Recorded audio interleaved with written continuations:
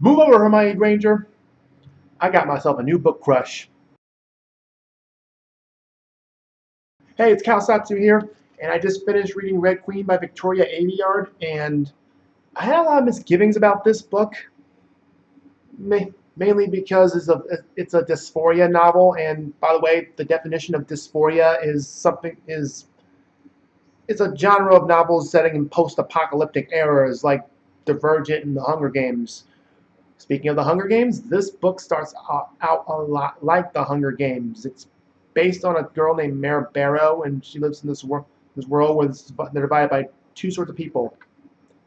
There's the Silverbloods who rule everything, and they have powers. So think of it like the X-Men running everything, and the Redbloods who are poor and live in poverty, and their lives completely suck. So unlike the Hunger Games, where everything is divided by living districts, everything here is divided by blood. One day turns out Mare discovers she has powers, even though she's a red blood. Doesn't make any sense. That's there, or does it? Does it? Think of it as the Muggle-borns having magic in Harry Potter, something like that. That. Well, let's see. Well, there is a king and queen. The king, he comes off more like King Friday from Mr. Rogers. He's not very smart.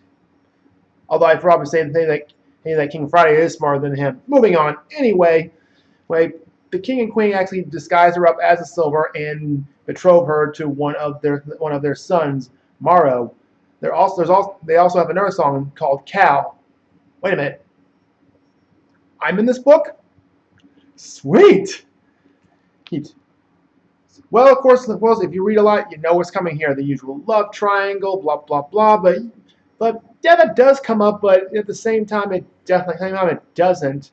Doesn't. Cal comes off as a bit of the somewhat nice, but a little bit spoiled. While Maven seems like the humble, nice guy and everything. But of course, with all this stuff going on, you know there's got to be some cloak and dagger stuff going on and something going on the outside. Which there is. There's apparently a war going on. Which one of the weaknesses of this book is they don't go too much detail about what the war is. Well, it's a trilogy series, so maybe they'll go into it in the next book, but I really would like some more detail about that. But there is one big major reveal at the end, and you know what? I'm actually gonna talk about that. Yes, there are gonna be spoilers in this review, but I'll get to that later. I'll warn you. But the character of Mare herself, she's sassy, talks back a lot, even to people who can cut her head off. I like this girl already. But at the same time, she's curious and wondering about how she got these powers, or why she has these powers. Like even though she's not supposed to have them. Um, and there's all and she also befriends hence a tutor named Julian, who's actually the sister to the queen, and he's a sneaky little bastard, but he's a sneaky little bastard you want on your side though.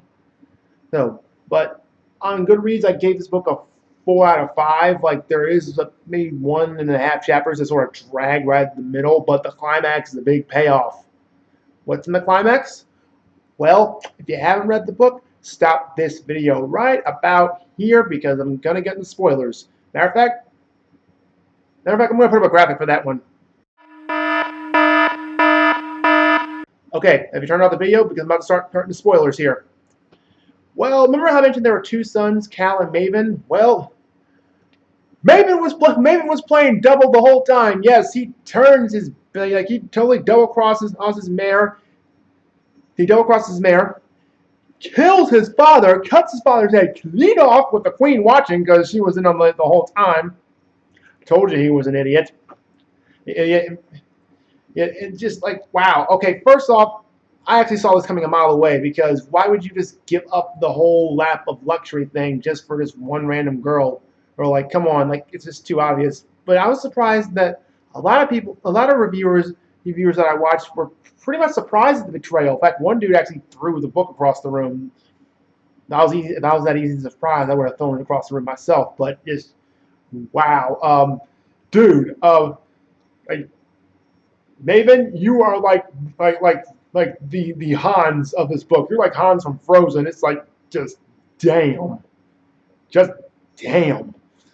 I really enjoyed this book. It's in my personal opinion. I got a feeling. I'm hoping it might turn out better than the other two Hunger Games books, and it was way better than Divergent, which I thought absolutely sucked.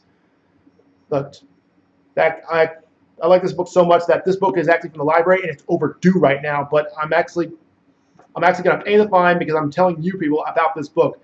Go get this, and hurry up with the sequel. I really want a movie for this. Please hurry up with the movies.